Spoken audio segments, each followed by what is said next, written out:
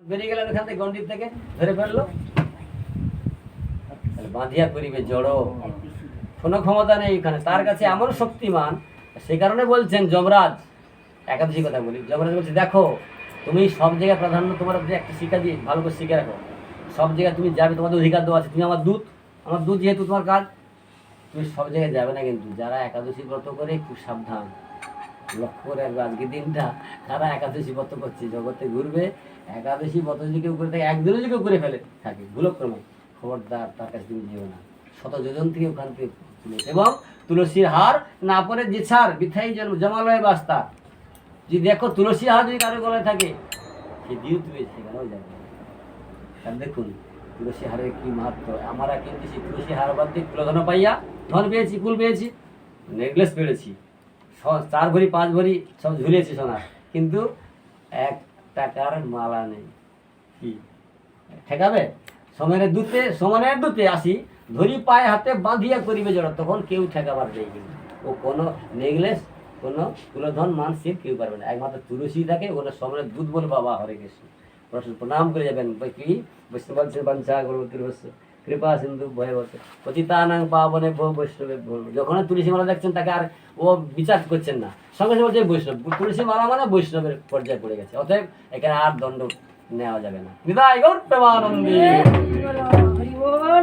কুলধন পাইয়া গুণমত হইয়া আপনাকে জানো বড়, সমনের দুতে ধরি পায়ে হাতে, সমনের দুতে ধরি পায়ে হাতে বাঁধিয়া করিবে জড়, বাঁধিয়া করিবে জড়।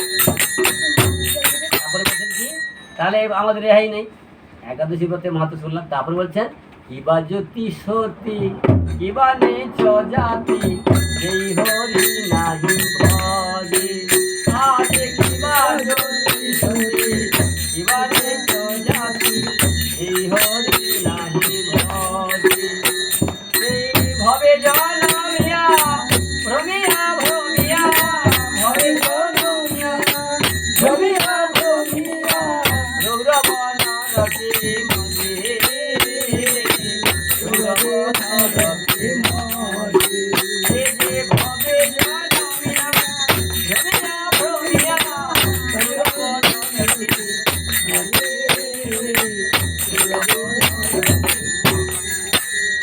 বলছেন 81খানা কুণ্ড, নরকুণ্ড আছে, নামগুলো আছে, এখন মুখস্থ তো সব বলা রাখতে পারা যায় না, তো একদিন দেখানো হবে। তার মধ্যে রৌরব নামক নরকটি খুব ভয়ানক, তারপরে কুম্ভিপাক নরক, এইভাবে বহু নরকের উপাখ্যান আছে। কিন্তু আজকের সেই যে উপাখ্যানের কথা বলছি, যে নরকে পদবর্তা রৌরব নরক, এটা হচ্ছে খুব নারকীয়। যদি এই রৌরব নরক থেকে উদ্ধার যদি আজকের কেউ একাদশী করে, আজকের যে একাদশীটি, এই একাদশী যদি কেউ করে এই নরক থেকে উদ্ধার হতে পারে। যারা আমরা হতভাগ্য আসতে পারলাম না আজকের কথার জন্য এই একাদশীতে, তাদের ভাগ্যে ভগবান আজকের ভূমিপাক যতগুলো নরকুণ্ড আছে, আজকের একাদশী তার মাহাত্ম্য, এই একাদশী কেউ করে এই নরক থেকে উদ্ধার হতে পারে। কি বলছেন, গুরু পত্নীগামী অসৎ পথগামী স্বর্ণ চৌর্যবৃত্তি পরহিংসুক পরপীড়ক, হ্যাঁ, মাতৃহত্যা পিতৃহত্যা গোহত্যা স্বামীহত্যা ভ্রূণহত্যা, এবং এমনকি যারা কূটবিদ্যা অর্থাৎ কূটনৈতিক রাজনৈতিক যারা মানুষকে ঠকায়, কিংবা যারা জ্যোতিষশাস্ত্র মানুষকে ভুল বুঝে ভুল পথে নিয়ে যায়, এবং যারা ডাক্তারবাবুরা ভুল প্রেসক্রিপশন দিয়ে মানুষকে ভোগায়, আছে কিন্তু নাই, এটাই এখন যুগে আছে তো, মানে আপনার আয়ুষিতে রাখা হয়েছে ভর্তি রেখে টাকাটা কিন্তু নেওয়ার জন্য তখন ততক্ষণ পর্যন্ত জীবিত আছে, টাকার পেমেন্ট মৃত সংবাদ দিয়ে দিল। এগুলো একবারে আগে বৈদিক শাস্ত্র কবে থেকে বলে রেখেছে, দেখুন চলছে সেগুলো, এখনো সেগুলো চলছে। এরকম যারা অপরাধী এবং যারা উকিল ব্যারিস্টার তো অপরাধের শেষ নেই, প্রতি পদে পদে হত্যা করে, এরকম যারা কত বললাম, স্বর্ণ অপহরণ, হ্যাঁ, ভূমিহরণ, মাতৃহরণ, পিতৃহত্যা, মাতৃহত্যা, গোহত্যা, ভ্রূণহত্যা, কত হত্যা এবং কূটনীতি রাজনৈতিক, তারপরে বলছেন সামুদ্রিক শাস্ত্র যারা কোষ্ঠী বিচার করে তারাও ভুল ভ্রান্তি বলে। ডাক্তার, বৈদ্য, কবিরাজ সমস্ত অপরাধীগুলো আজকের একাদশী ব্রত করলে তারা এই নৈরব নরকে যাবে। যদি এগুলো না ব্রত করে তাহলে ওই নরকে তাদেরকে আসতে হবে। সেই জন্য সে যদি একাদশী এই ব্রতটা করে তাহলে তাকে এই নরক থেকে দূরে তাই গর প্রেমানন্দে। এই জন্য তার নাম অপরা। অপরা কথা অর্থ যা কেউ পারে না, যা কেউ পারে না, কার ক্ষমতা, কোনো ব্রতের ক্ষমতা নেই, কোনো ব্রতের কোনো দেব দেবীর কোনো ক্ষমতা নেই। এই ব্রতটা পারে বলে অপরা। এই জন্য অপরা মানে যারা পারেন না। কি বোঝা গেল ক্লিয়ার ভাবে? যে সমস্ত ব্রত পারবে না, ক্ষমতা নেই, এই একাদশী ব্রত তার ক্ষমতা আছে বলে তার নাম অপরা একাদশী। তাই গো প্রেমানন্দ। বাজতি সতী শিবানী সদাতি যেই হরি নাহি ভজে ভবে জনমিয়া ভ্রমিয়া ভ্রমিয়া ভবে জনমিয়া ভ্রমিয়া ভ্রমিয়া রুরব নরকে মজে রুরব নরকে। আমার এই পদকর্তাটা খুব সুন্দর একজন মহাজনের, যিনাকে মহাপ্রভু সম্বোধন করেছেন, স্বীকৃতি দিয়েছেন, লোচন দাস ঠাকুর।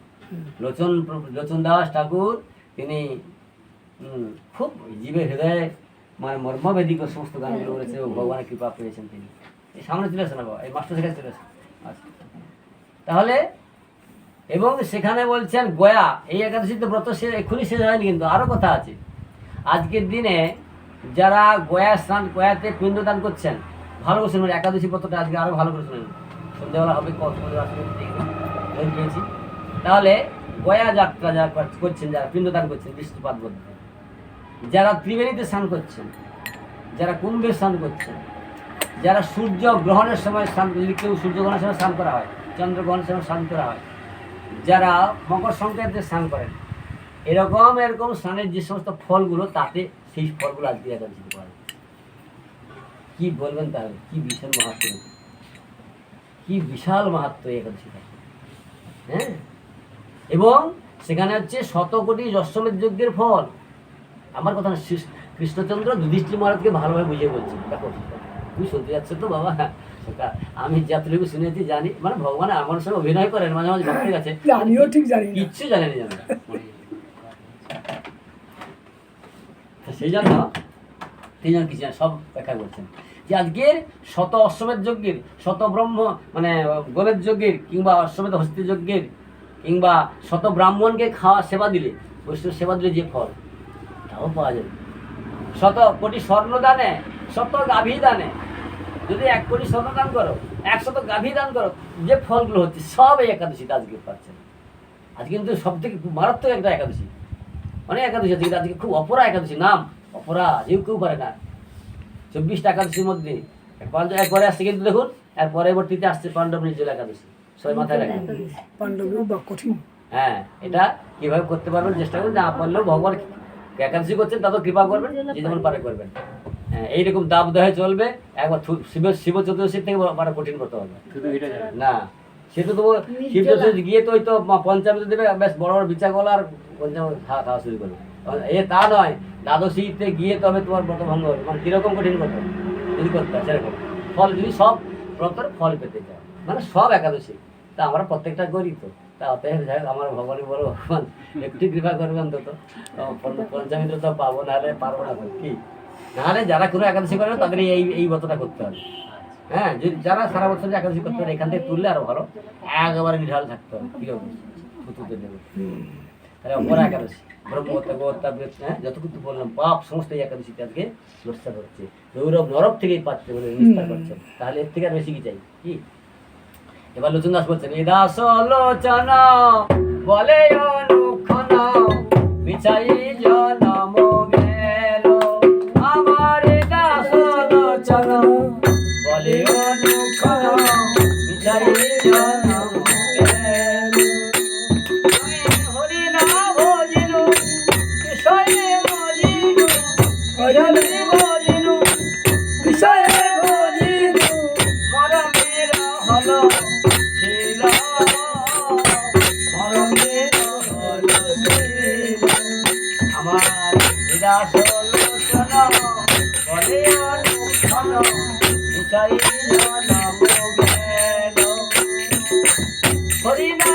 মজিনু বিষয়ে মজিনু মরমের হল ছিল মরমের হল ছিল।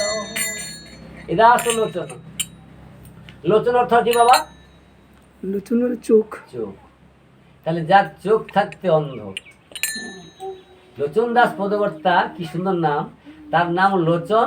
তিনার পদটা প্রত্যেকটা পদের মধ্যে যেন চোখ, মানুষের চোখটা খুলে দিচ্ছে, অন্ধ চোখ উন্মিলিত হয়ে যাচ্ছে। কিনা দেখুন, ঠিক কিনা?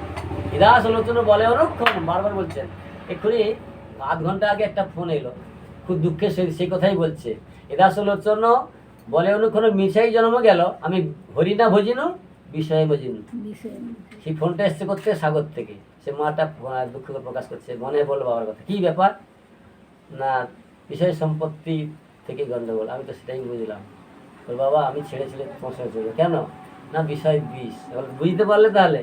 তাহলে সে তার মানে গোবিন্দপুর বাজারটা তার বাবার অংশ, তার বাবার যে সম্পত্তি তারই বাজার। গোবিন্দপুর বাজার শুনেছে তো?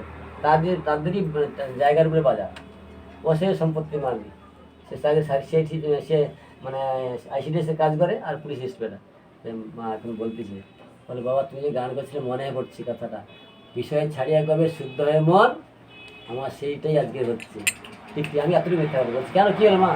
না সত্যি বিষয় যে বিষ দেখলাম, আমি সব ত্যাগ করেছি, তবু আমার আমার মনে হয় আর একটুখানি আছে, এটা দিলে মনে হয় আমার জ্ঞাতিরা ভালো সুখী হয়।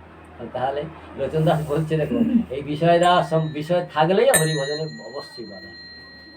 বিষয়ে ছাড়িয়া কি এখানে লোচন দাস বলছেন, বিষয়ে ছাড়ি হরি না ভজিনু বিষয়ে মজিনু। আর এখানে নর্তম দাস ঠাকুর বলছেন, কবে আমি বলছি বিষয় ছাড়িয়া কবে শুদ্ধ হবে মন। সমস্ত পদকর্তাদের এ দেখুন ভাব বিরাজ করুন কি বলছেন। তারা আমরা সেই বিষয়ে আকৃষ্ট হয়ে আছি। যে মতো বিষয়ে মোর প্রীতি আছে আমার, যে মতো বিষয়ে প্রীতি আছে আমার, সেই মতো প্রীতি হোক চরণে তোমার। এটা কি আমাদের হচ্ছে? কবে হবে? আর আমরা একটা ঘর করে কি মায়া, বেশি না, এক কোঠায় ঘর করেছি, একটু মজা বুঝি, তাহলে বাবা কি করলাম, মায়ায় ঘর থেকে বেরোতে পারি না। কিন্তু লালা বাবা, শেঠজি, রূপ সনাতন, ভট্ট রঘুনাথ, গোপাল ভট্ট, রঘুনাথ দাস, এদেরকে জীবনী দেখুন, কি ত্যাগ। সরগোস্বামীর মত দেখুন, বৈষ্ণব আচার্যগণের মত দেখুন, তাদের পথ অনুসরণ করুন। আমরা কোথায় কি একটা করেছি, আমাদের করেছি কে করেছে? আমার ভগবত ইচ্ছাই হয়েছে। কিন্তু যা কিছু জগতে হচ্ছে সমস্ত ভগবত ইচ্ছায়, অসীম করুণায়। আমাদের একটা এতটুকু ক্ষমতা নেই, এতটুকু ক্ষমতা নেই গাছে একটা পাতা নড়ে, ভগবত ইচ্ছায় কমে নড়বে? কই গাছে একটা পাতা নড়ান তো? তাহলে বায়ু বইলে বাতাস তো নড়বে, তো বায়ুটা কার? তার আজ্ঞায় চলছে। তাহলে ভগবত ইচ্ছে ক্রমে এতটুকু গাছের পাতাও নড়ে না। আর আমরা বলি অহং অহং ব্রহ্মাস্মি, অহং তত্ত্বমসি, হ্যাঁ, অহংকার বিমূঢ়াত্মা, অহং আমি সব কিছু করছি, অহংকার বিমত্ত মন্যতে ইতি বদ্ধায় মহাবুদ্ধায়। গাল দিচ্ছেন ভগবান। এরা অহংকারের মধ্যে বলছে আমি করছি। আরে অহংকার বিমূঢ়াত্মা, এরা মূঢ় বিমূঢ়াত্মা, এদের আত্মাটা বিমূঢ় হয়ে গেছে। আমার দ্বারা যে সমস্ত কিছু হচ্ছে এরা বোঝে না। আমি যখনই দাঁড়িয়ে যাব এরা স্টপ স্টিল হয়ে যাবে। ব্রহ্মা যখনই দেখবেন, ব্রহ্মাজি যেদিনকার ঘুমিয়ে যাবে, আমরা সবাই কিন্তু একটু ভালো কথা আজকে বেরিয়ে এসে দেখুন। এই যে আমরা চলাফেরা করছি, তারা আমার খেল সেই ব্রহ্মার কাছ থেকে, বিষ্ণুর কাছ থেকে, হ্যাঁ, নাভিপদ থেকে। তার নাভিপদ দিয়ে আত্মা পদ্ম থেকে বেরোচ্ছে। আর তিনি যখনই বিশ্রাম করবেন কিন্তু জগৎ কিন্তু একবার নিট অ্যান্ড ক্লিন হয়ে যায়, মানে স্থগিত হয়ে যাবে, কোনো বইবে না। কিন্তু কোনো মানুষ যেখানে ধরুন এই যে আমি এই যে হাত তুলে বাড়াচ্ছি, তো এইভাবে থেকে যাবো, হয়তো দেখা যাবে 100 বছরের মধ্যে দাঁড়িয়ে গেছি। ব্রহ্মা যখন বিশ্রাম করবেন, এখন কিন্তু ব্রহ্মা বিশ্বাস করছেন না। তার যখন তিনি তার সৃষ্টজীব আমরা, তার নাভি, তার মায়ের সঙ্গে নাভির, মায়ের যেমন যোগাযোগ থাকে না, বুঝে যাচ্ছে কিনা দেখুন, ভালো করে বুঝতে পারছেন কিনা? মায়ের নারীর সঙ্গে ছেলের সম্পর্ক আছে তো? আছে। তো আমরা তো ব্রহ্মার সন্তান। তিনি যখন যেভাবে চলেন আমরা কিন্তু চলছি, কিন্তু তিনি চলছেন আমরা চলছি। যখন তিনি ঘুমিয়ে যাবেন, আমরা কিন্তু ঘুমিয়ে যাবো। তিনি 100 বছর যদি না জাগেন, তাহলে 100 বছর আমরা ঘুমিয়ে থাকবেন। আবার তিনি জাগবেন, আমরা আবার চলাফেরা শুরু হবে। মানে রিমোট, মানে control motor, machine remote, current যখন সুইচ টিপলে পাখা ঘুরবে, হ্যাঁ, আবার সুইচ বন্ধ করে পাখা ঘুরবে। সেরকমই ব্রহ্মাজি যখনই মনে করবেন যে আমি চলবো, তখন চলবো, আবার নালে চলছে, তার ইচ্ছে চলছে। এটাও কে করছে? এটাও ভগবান সেই বিষ্ণু ব্রহ্মার মাধ্যম দিয়ে তাকে একজন কন্ট্রোল করছেন। হাই পার, মানে একবার হেড অফিসে বন্ধু এবার চেঞ্জ করে আছে আমাদের। আমরা কিন্তু নিজের ইচ্ছে চলছি না। যদি মনে করি আমি আমার ইচ্ছে চলছি, এতটুকু ভুল। অহংকার বিমূঢ়াত্মা সেখানে বলছে। সেজন্য বলছে এরা এখানে বিষয় ছাড়িয়া কবে শুদ্ধ হবে মন। ওখানে বলছে আমি হরিনাম এদাসলোচন বলে অনুক্ষণ মিছাই জন্ম গেল হরিনা ভজিনু বিষয়ে মজিনু মরমের হলো সেল সেল মানে সেল মানে কি কটা সেল 5 প্রকার সেল আছে তার মধ্যে শক্তিশীল একটা পড়েছিল লক্ষণ দিয়ে এরকম 5টা সেল আমাদের সেলে জ্বলছে এবার দু একটা সেলের কথা বলি সেল মানে যন্ত্রণা কঠিন ব্যাধি কি ব্যাধি যে ব্যাধিটা জীবনে অনন্তকাল ধরে ভুগতে হয় শেষ করতে পারে না যেমন একটা ধরুন অল্প বয়সে বিধবা হলো বলুন তার সেলটা কেমন যন্ত্রণাটা কেমন একটা সেল পিতা পুত্রে খেতে দিল না একটা সেল স্বামী স্ত্রী একটা মিলল না একটা সেল এরকম সেল জর্জরিত মানে এই সেল তাহলে মরমে এই মর্ম মানে আত্ম সেখানে ঘুরে ঘুরে খাচ্ছে কাউকে বলতে পারবে না কোথায় বলবে সাধুগুরু বৈষ্ণবের কাছে বলে মনটা খালি করে যায় সেই জন্য সাধুগুরু বৈষ্ণবের প্রতি শ্রদ্ধা ভক্তি রাখতে হয় এ কারণে আর তরিবার পদ নেই আর রাস্তা নেই ভগবান সাধুগুরু বৈষ্ণবের কাছ থেকেই সমস্ত কৃপাগুলো দিয়ে ওইখানে দিয়ে রেখেছেন কেন তোমার বলছে না যেজন ভজন দেখি যে গেল অর্থাৎ কৃপায় ভগবত কৃপায়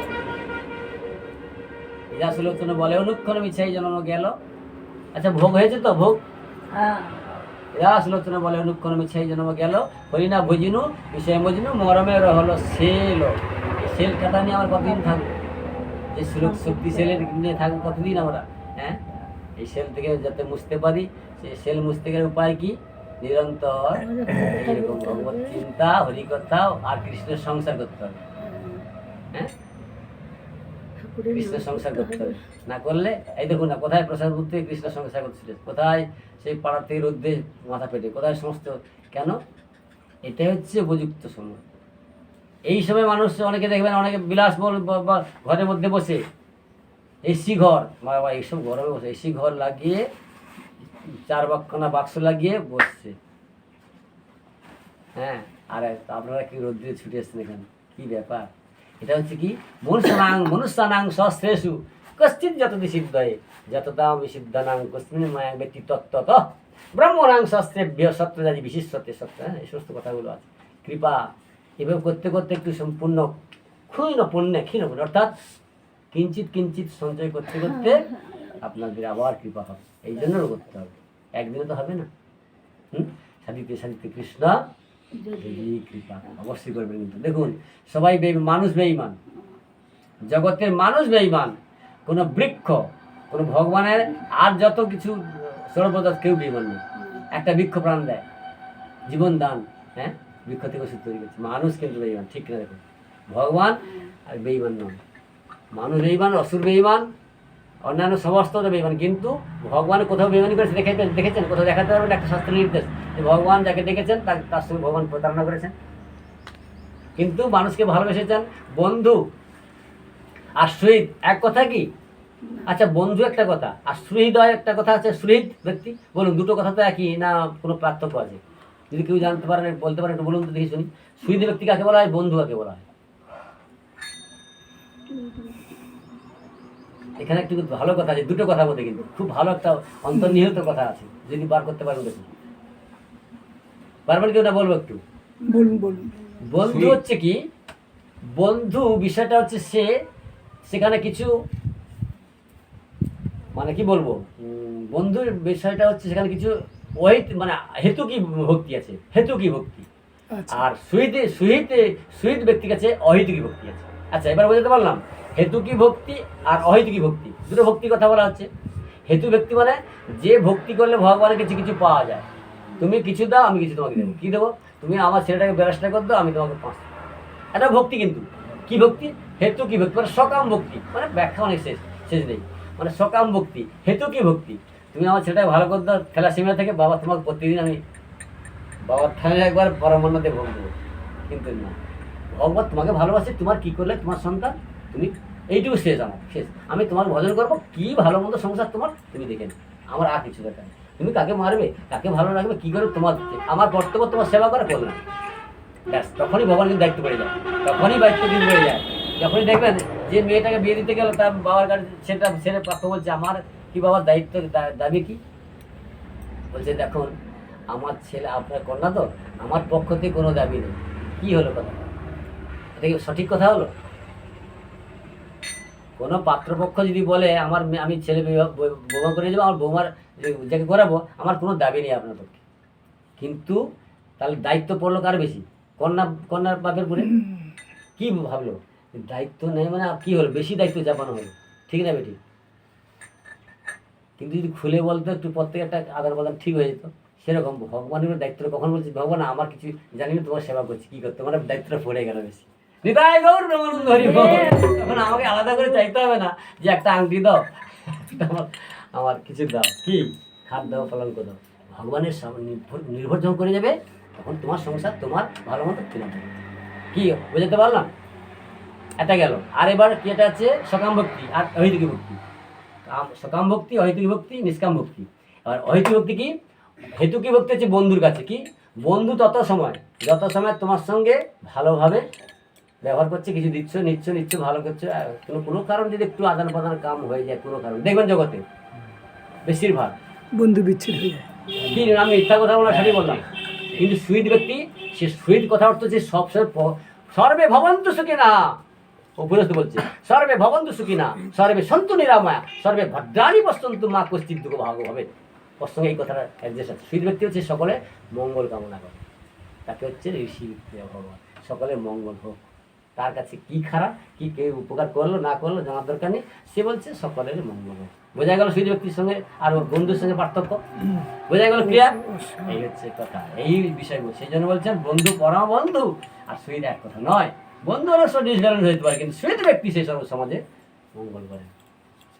অথচ কথাটা আমরা ব্যবহার করি সবাই, কিন্তু ব্যাখ্যা জানতেও কি জানতাম।